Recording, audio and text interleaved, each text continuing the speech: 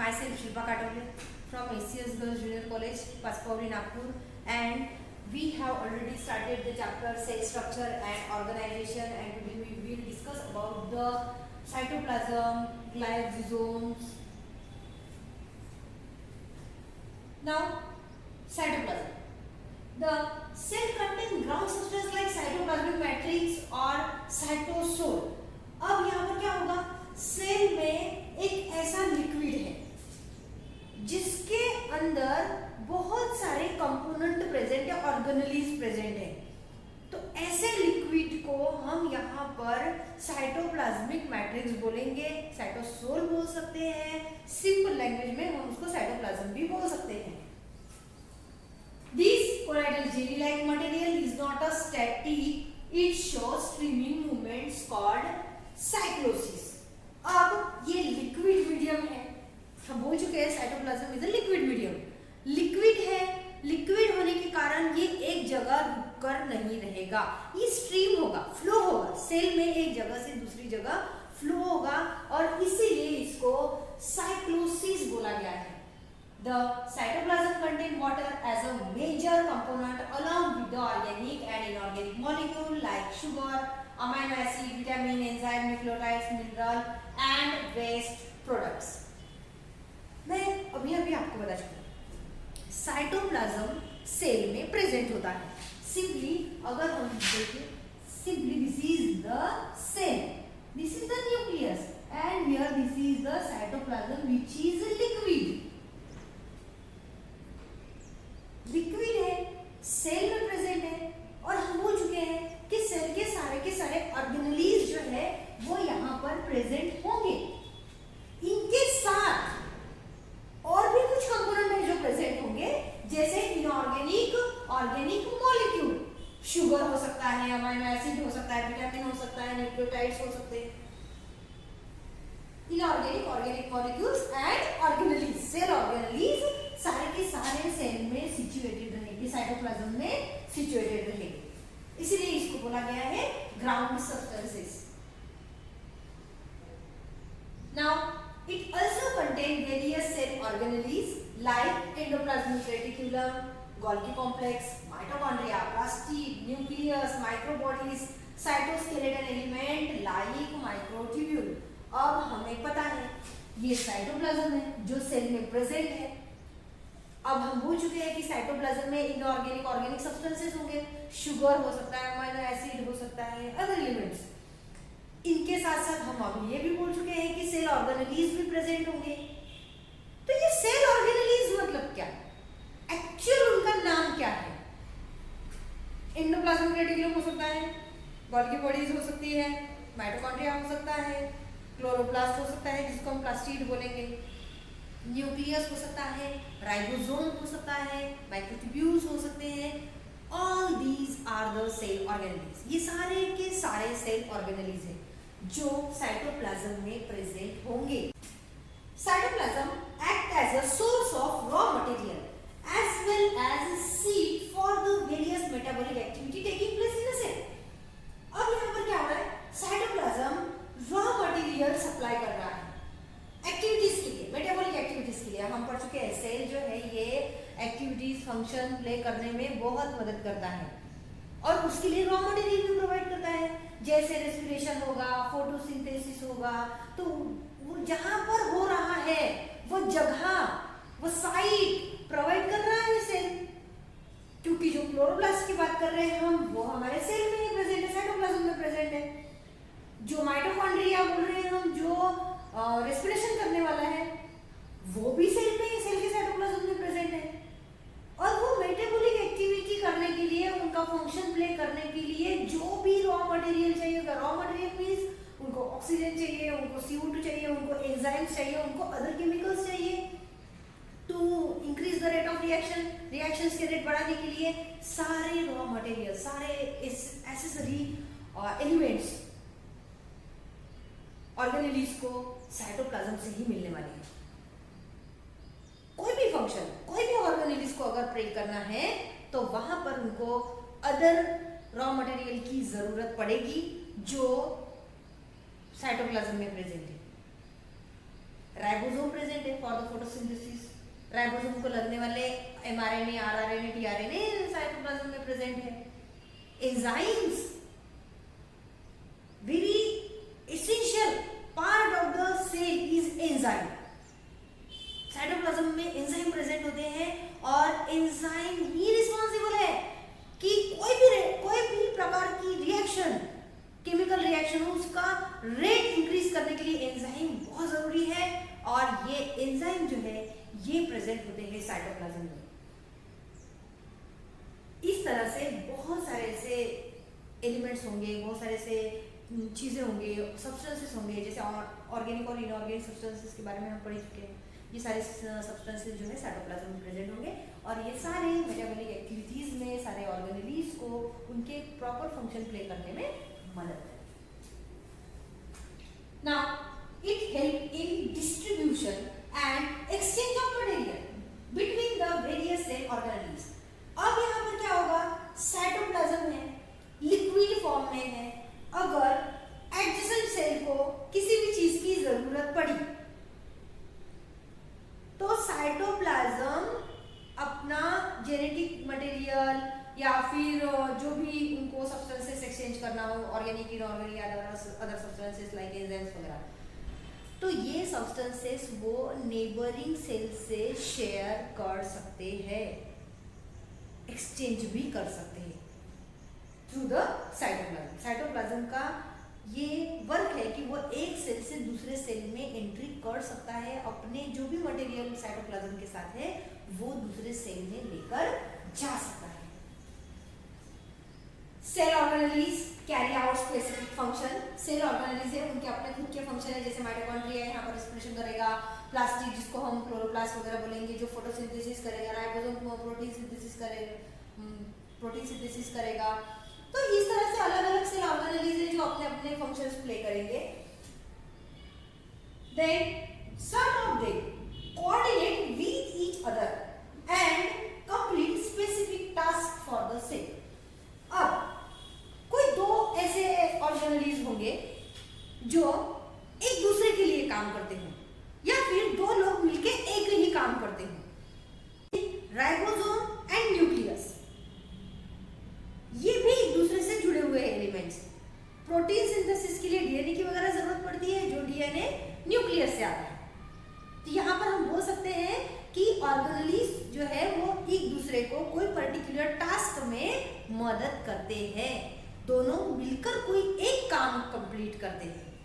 Now nuclear membrane, endoplasmic reticulum, Golgi complex, lysosome and various types of vesicle and vacuoles form such a group and are together considered as endomembrane system of the cell। अगर कोई एक task में ऐसे elements combine आकर कोई एक काम करते हैं तो इनको बोला जाता है एंडोमेम्ब्रेन सिस्टम।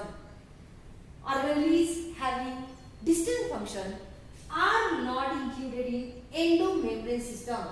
ऑर्गेनेलीज जिनके फंक्शन अलग है, जो एंडोमेम्ब्रेन सिस्टम से रिलेट नहीं करते या फिर उनसे जुड़े हुए नहीं है, अलग है, जैसे माइटोकॉन्ड्रिया, क्लोरोप्लास्ट, इनके फंक्शन अलग है। यह खुद क्या है कि ये सारे एलिमेंट जो है वो एंडोमेम्ब्रेन सिस्टम में काम करेंगे, जबकि कुछ ऐसे ऑर्गेनेलीज है जो एंडोमेम्ब्रेन सिस्टम में नहीं होंगे, जैसे chloroplast and mitochondria, which carry out specific type of energy conversions in a cell। ये खुद के कन्वर्शंस करता है सेल में, इनका अपना एक अलग फंक्शन है और इनको इन सारी चीज़ों के लिए एंडोमेम्ब्रेन सिस्टम पे डिपेंड रहने की कोई ज़रूरत नहीं है। Then glycosome, these membrane bound organelles contain enzyme that convert fatty acid to sugar। Organelles से बाउंड करती है, जुड़ी हुई रहती है, ऐसा हम बोल सकते हैं। इसके पास बहुत सारे एंजाइम्स होते हैं। अब ये एंजाइम्स क्या करेंगे, फैटी एसिड का कन्वर्शन शुगर में करेंगे, फैटी एसिड शुगर में कन्वर्ट हो जाएगा। They can be observe in cell of the germination of seed where the cell utilize stored fat as a source of sugar till it start photosynthesizing on its own. ये हम seed germination में देख सकते हैं, seed germination में fats जो है, जो स्टोर्ड फैट्स है, इनका कन्वर्शन शुगर में होता है। Now mitochondria, singular mitochondria, these are the important cell organelle involved in aerobic respiration। Mitochondria जो है ये रेस्पिरेशन के लिए रिस्पॉन्सिबल है, रेस्पिरेशन का फंक्शन प्ले करता है, एनर्जी क्रिएट करने का काम करता है। Mitochondria are absent in prokaryotic cell. हम जो प्रोकैरियोट के बारे में पढ़ चुके हैं वहां पर माइटोकॉन्ड्रिया एब्सेंट था। हमने वहां पर कहीं पर भी नहीं बोला कि माइटोकॉन्ड्रिया प्रेजेंट है, क्योंकI वहां पर होता ही नहीं है। माइटोकॉन्ड्रिया सिर्फ और सिर्फ प्रेजेंट रहेगा eukaryotic cell. Then prokaryotic cell में ऑप्शन है नहीं। इसके अलावा red blood corpuscles, RBC, eukaryotic body मतलब हम कोई भी एनिमल, इनकी बॉडी में जो आरबीसी सेल होते हैं, रेड ब्लड कॉर्पस्कल, सिर्फ इन सेल में नहीं होते। यूकैरियोटिक बॉडी एनिमल के सेल्स कौन से? रेड ब्लड कॉर्पस्कल्स, यही सेल होते हैं जहां पर माइटोकॉन्ड्रिया प्रेजेंट नहीं होते। दो जगह, एक प्रोकैरियोटिक सेल और एक आरबीसीज, जहां पर माइटोकॉन्ड्रिया प्रेजेंट नहीं रहेगा। Their shape may be oval, spherical or spiral strip like we can see here the shape of mitochondria. It is double membrane bound organelles. Outer membrane is permeable to various metabolites due to presence of protein, purine or passing particle. This is the structure of mitochondria consists of two layers. This is the outer layer and this is inner layer. Outer layer is permeable to substances. ये maximum substances को protein से ही बनी हुई है, maximum substances को ये gain कर जाती है, ये अंदर ले सकती है। बाहर से अगर कुछ मटेरियल आ रहा है उसको आसानी से ये अंदर ले सकती है। Outer layer. Now inner membrane is selectively permeable to few substances only. अब जो ये इनर लेयर है which is folding, this is the inner layer of the mitochondria and this is selectively permeable. Outer layer ने तो सब ले लिया है, परमेएबल है, जो भी मटेरियल उसको गेन करती चलेगी, बट इनर लेयर ऐसा नहीं करेगी। इनर लेयर को जो चीजें माइटोकॉन्ड्रिया के लिए जरूरी है या फिर रिक्वायर्ड है वही चीजें इनर लेयर एक्सेप्ट करेगी, सिलेक्ट करके ही अंदर आने देगी मैट्रिक्स में, वरना वहां से रिजेक्ट कर देगी, अंदर लेगी नहीं। And liquid medium which is present inside the mitochondria is known as matrix. हम यहाँ पर mitochondrial matrix भी बोल सकते हैं। Now, both membrane are separated by a space outer chamber. This is the space between both layer. दोनों layer के बीच में एक स्पेस प्रेजेंट है जिसको इंटरमेम्ब्रेन स्पेस यहाँ पर बोला गया है। Inner membrane show several finger-like or plate-like folds, cristae. अब यहाँ पर inner layer हमको दिख रही है जो folded है। These fold form cristae. अगर ऐसा स्ट्रक्चर हमको यहाँ पर दिखता है तो इसको हम क्रिस्टी बोलेंगे। यहाँ पर हमने लेबल किया होगा। And oxysomes are present on the cristae. यहाँ पर ये oxysomes है। This is the lollipop-like structure which is present on the cristae. Remember, inner layer get folded, inner layer folded होगी और फॉर्म करेगी क्रिस्टी, जो कि हम यहाँ पर क्लियरली देख सकते हैं। And oxysomes are present on the cristae, जो lollipop-like structure रहेगा और वो क्रिस्टी पे प्रेजेंट रहेगा। This is the most important part of the mitochondria. Now, inner membrane bear numerous particles called as oxysomes and cytochromes, electron carriers. अब ये जो oxysomes, ये जो F1 particles यहाँ पर डेवलप हुए हैं, oxysome को ही हम F1 पार्टिकल बोल सकते हैं, इनके पास इलेक्ट्रॉन कैरियर है। ये इलेक्ट्रॉन कैरियर है। यहाँ पर ETS की सबसे सबसे बड़ी साइकिल यहाँ पर प्ले होती है। बहुत इंपॉर्टेंट पार्ट है ऑक्सीजोम माइटोकॉन्ड्रिया का। Now inner membrane encloses a cavity inner chamber containing a fluid matrix. यहाँ पर इनर मेम्ब्रेन एक कैविटी बना ली इनर मेम्ब्रेन ने। This is the complete cavity and this cavity is filled by the liquid medium which is known as a mitochondrial matrix. This liquid medium also known as fluid.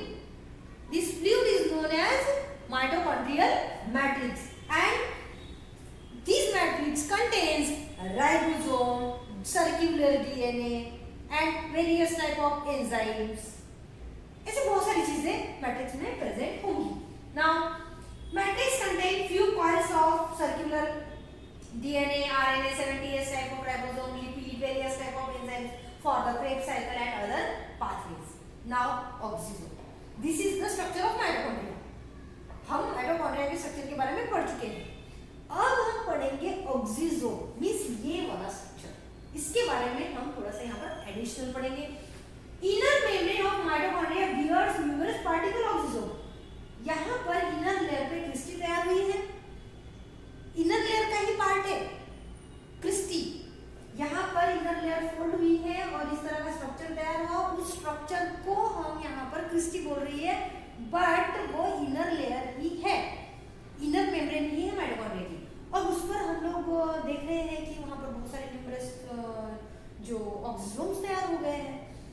उनको हम F1 particle बोलते हैं या फिर F0 है, Fernandez Moran, elementary particle, mitochondrial particle, इस तरह के अलग अलग नाम है। उसमें से हम कॉमनली दो ही नाम जनरली ज्यादा यूज करते हैं, F1 particle and oxysome. Each particle consist of head and stalk, जिसको फूड भी बोलते हैं।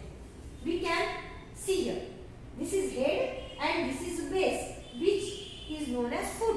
इतने पार्ट को हम यहाँ पर फूड बोल सकते हैं, मेडिसिन भी बोलते हैं।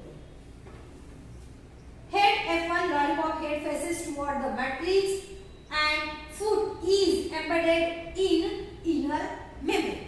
अब यहाँ पर ये जो हेड है ये मैट्रिक्स में जा रहा है, मैट्रिक्स की तरफ मूव कर रहा है। यहाँ पर भी सेम, यहाँ पर भी सेम। और ये जो बेस है, जो फूड रीजन है, वो इनर मेम्ब्रेन से लग कर रहेगा, अटैच्ड रहेगा। Now head act as enzyme ATP synthase and food as proton channel. अब यहाँ पर दोनों के अपने अलग अलग काम हैं। हेड जो होगा इसके पास बहुत सारे एंजाइम्स हैं, एटीपी सिंथेज, एनर्जी क्रिएट करनी है। सबसे ज्यादा एनर्जी ऑक्सीजोम ही क्रिएट करते हैं, बहुत सारे एंजाइम्स उनके पास है। और जो फूड रीजन है वो है प्रोटॉन चैनल। ये प्रोटॉन को कैरी करने का काम करते हैं फूड रीजन से। Now, oxysome are involved in proton pumping and ATP synthesis. और ऑक्सीजोम जो है इलेक्ट्रॉन को कैरी करना, प्रोटॉन को पंप करना, ये सारी चीजें प्ले करने में मदद करते हैं। और ऑक्सीजोम में ऐसा एक रीजन है माइटोकॉन्ड्रिया में जो ETS साइकिल के लिए बहुत ज़्यादा इम्पॉर्टेंट है, साइड बोल सकते हैं हम, बहुत ज़्यादा इम्पॉर्टेंट है। This is the structure of mitochondria.